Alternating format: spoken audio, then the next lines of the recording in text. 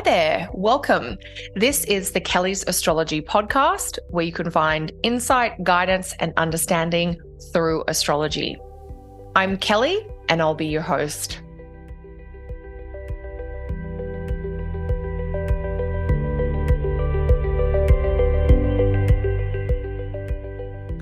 Hi there, and welcome back to this week's show. I'm going to take a look at the solar eclipse in Aries today, and I want to talk you through a few of the key themes, at least as I see it, in regards to this eclipse.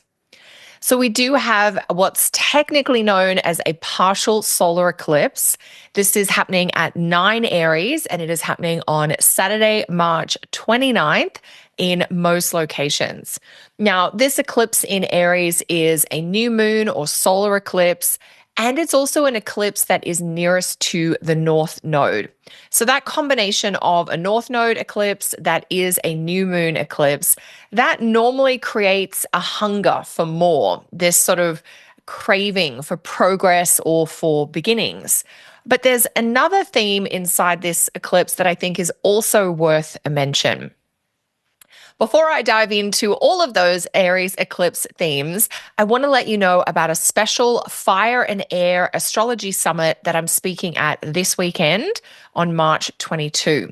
It's all about the momentous changes and transits that are happening in 2025 with Saturn and Neptune moving into Aries. I'm going to be presenting along with 11 other astrologers. My talk is all about Neptune in Aries. You can find out more details and register over at astrologyuniversity.com.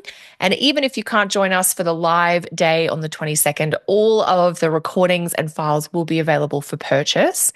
So I'm going to include the direct link in the show notes, but if you pop over to Astrology University and look for the summit page there, you will find all the info you need. So back to the upcoming eclipse in Aries. So this solar eclipse in Aries, it is a new moon North Node eclipse, and it's in Aries, the first sign, a cardinal fire sign, which is all about initiation. So this eclipse is activating themes around beginnings, around forward motion, and about initiation. You might at times feel that you're really hungry for progress or you're impatient to create momentum.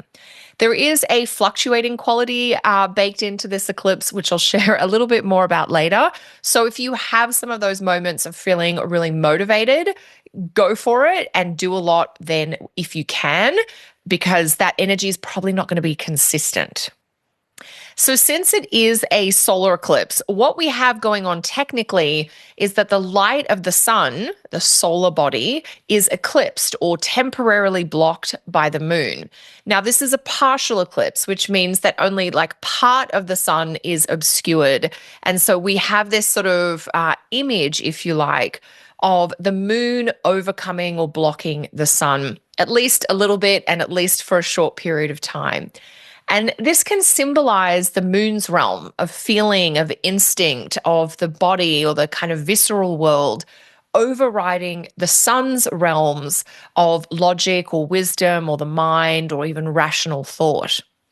And when we have this sort of eclipsing quality of the moon maybe taking over for the sun or blocking the sun, it might mean that you're making more emotionally oriented choices.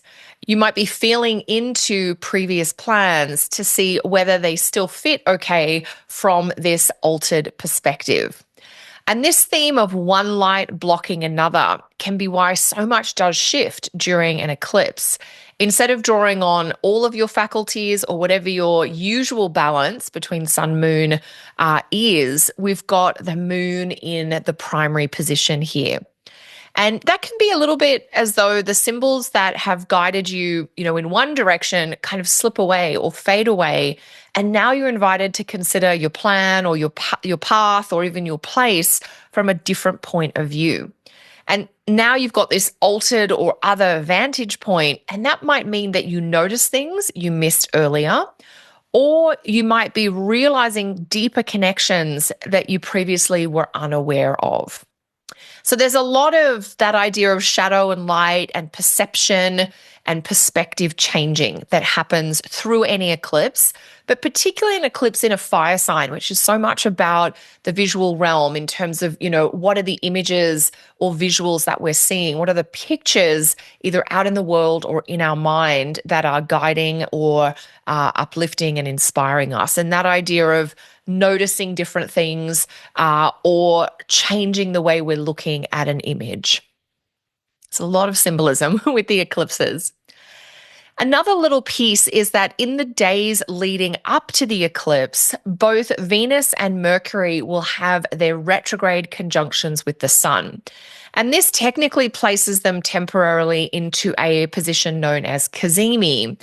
And what that does is this is a very potent symbol of transformation for Venus and for Mercury. It also means that Venus and Mercury are undergoing purification rites and rituals that lead to rebirth and renewal. So those Sun, Venus, and Sun, Mercury conjunctions happen, between like 5 and 7 days before the eclipse. And what that means is that by the time we get to the eclipse, we've got both Venus and Mercury having undergone their own symbolic rebirths. And so when we get to the eclipse, your own position on a situation or your perception of what's going on around you may have altered that you kind of connect with around the eclipse. It could be tied to something else, but it's sort of at the eclipse that the awareness dawns, if you like. And this combination of events reinforces one of the really key astrological themes for late March and early April, which is reversals and course corrections. So give yourself a little bit of space, a little bit of grace if you are finding you want to course correct, reverse, adjust your direction. It's all very much part of the eclipse at the end of March and a couple of other things that are happening around the eclipse as well. So if we come back now to the eclipse itself, there's a couple of other things worth mentioning. So separate to this eclipse being a solar eclipse, being a new moon eclipse, being near the North Node, this is actually going to be the last eclipse in Aries in this current sequence.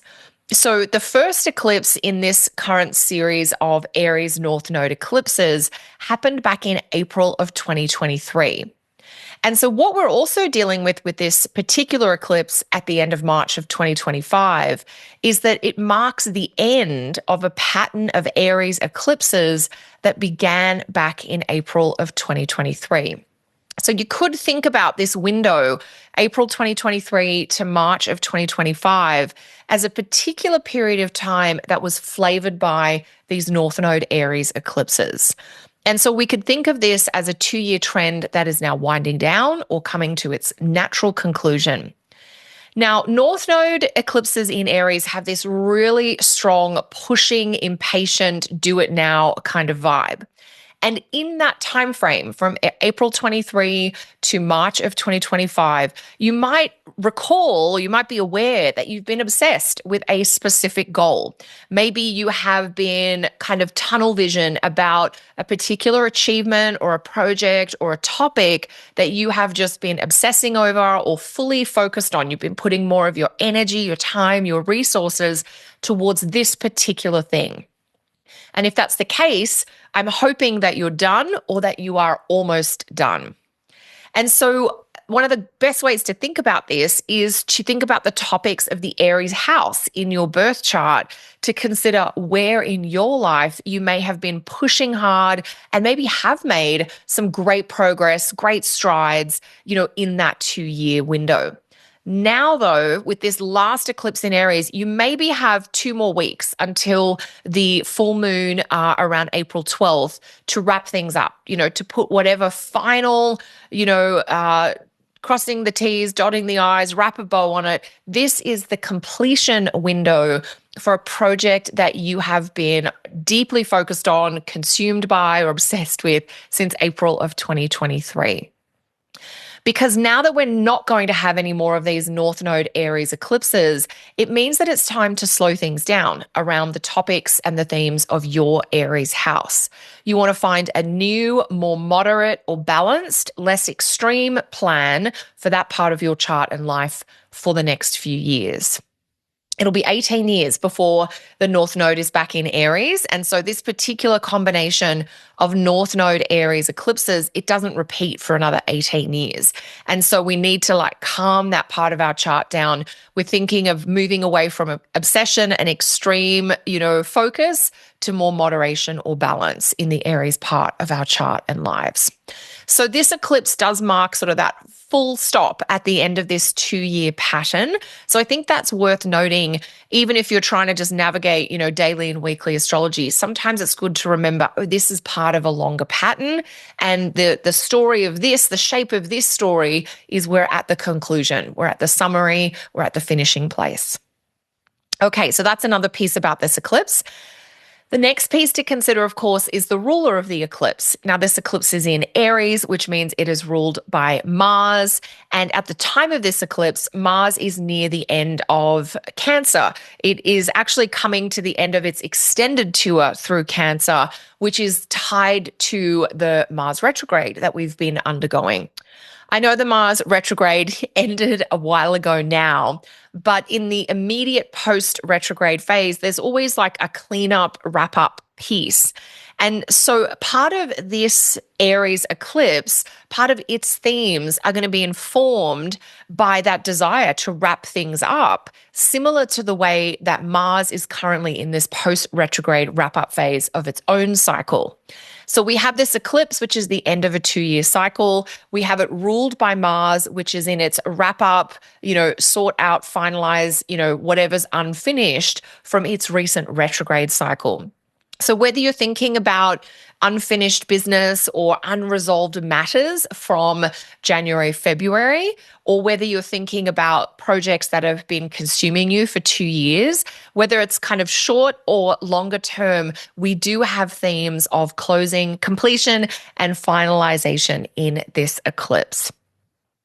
Now, in the sign of Cancer, Mars is especially protective, it's very emotionally aware, and it has a fluctuating quality, partly because it's in the sign ruled by the moon, which is a natural planet of fluctuations, but also because Mars is technically in the sign of its fall.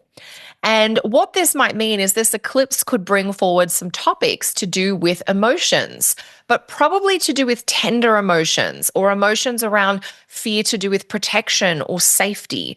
Mars in Cancer is more of those, oh, this is what I'm worried about kind of feeling, or this is what concerns me kind of emotion. So we're having some of those things activated under this Aries eclipse. Now, Mars in Cancer is in the 4th position relative to the eclipse itself in Aries. So that can also activate topics to do with home, with security, with foundations, your living situation, and maybe even family dynamics as well. I mentioned that Mars is technically in fall in Cancer, and that can create a little bit of a wobbly or that things being in flux quality. It certainly has an uncertain tone. We're not sure yet. We're not into a place where we can relax. We are very alert to, safety versus lack of safety. Now, what that can look and feel like, in a regular everyday person's life is that you might be actually juggling a change around needs and wants, especially your needs or wants in regards to your home and your family. With an eclipse that is ruled by a planet in fall, this can feel a little bit more like maybe being dissatisfied with the status quo or struggling to make peace with something from the past. It might be that you're questioning the way things are or have been, and you might be feeling maybe a little bit petulant, like a little bit of a dissatisfied sort of toddler, where you don't have exactly what you want, but you're not quite sure what it is that you do want. And I guess what I'm trying to get at here is that this eclipse, eclipses have a wobbly quality anyway. And this eclipse is ruled by a planet that's kind of in flux and has some uncertain qualities. And it's not quite comfortable. Mars in Cancer is like, this isn't quite what I expected, or I don't feel the way I thought I would feel. And that can create this sort of making do quality, or maybe this isn't, the perfect solution. Maybe it's okay for now. Maybe it's just a stepping stone to get through towards where you actually want to get to. And so this eclipse combination has this sort of making do quality. It also sort of brings forward that point that maybe the settings or circumstances aren't ideal. Maybe a wish that you've had for a while has fallen out of your favor, and you've realized that that wish you've been longing for is not going to give you what you thought it would, or it's not going to feel the way that you'd hoped it would. So we're dealing with whether it's a little bit of disappointment or dissatisfaction. Some of those kind of just bubbling beneath the surface themes may pop up around this eclipse. So Mars is the eclipse ruler, and it is in a sensitive water sign. And so that idea of maybe noticing a little bit even of like a gloomy or a sad vibe is possible around the eclipse. We're sort of just processing some of that dissatisfaction or discomfort. It might clue you in to a change that you need to make to bring back a feeling of satisfaction or comfort. And so we want to pay attention to those sort of uncomfortable rumblings within. I think they're cluing you into something through this eclipse. And if that's the case, I really would invite you to give yourself a lot of time and a lot of space to process any tender feelings, any vulnerable moments, any frustration that does come up for you under this eclipse. And so while this eclipse at first glance looks like a bold beginning, this Aries North Node new moon eclipse, I do think that underneath the eclipse, there is an ending or a goodbye that has some sadness in it. There's a sense of closing the door on a chapter or a dream and letting it go for now. It's almost as though you are preparing to, or you are actually letting go of something that has guided you for a while. That vision that has been your motivation, it's fading now. You're not as connected to it. The chapter is coming to a close. And that means that while there may be a new dream on the way, we're not into the new place yet. We're in this place of like conscious completion or conscious closure where we're having to bear witness to all of the messy feelings and practical logistics that happen when we do close the door. So that's part of what this eclipse sort of looks and feels like. Now, just to leave you on a little bit of an upswing, this eclipse is making a kind of wide but applying sextile to Jupiter in Gemini. And I don't think that changes the whole tone of the eclipse substantially, certainly in terms of the energy we'll be feeling over the eclipse weekend at the end of March. But it does suggest that as we move through the emotional stuff of this eclipse, the endings, the letting go, the managing the flux, as we head into April, there may be a little bit of a lift or a little bit of an emerging enthusiasm, perhaps for an interesting adventure, maybe just a sense of while that door closes, there's going to be something else arriving. So a little bit of that reconnecting with hope for the future. And that's something that we get more strongly once we get into the first week of April. And that has to do with the sun connecting with Jupiter. So that is everything that I think I want to share on the eclipse here for now. Thank you so much for joining me today. Lots to move through and make peace with and be gentle with yourself and others around as we come into this kind of tender, a little bit frustrated eclipse in Aries. I'd love to hear how this eclipse is showing up for you. Can you think of a goal or an obsession that's guided you for the last 2 years that you're now ready to let go of? If so, let me know in the comments. Until next time, everyone, take care.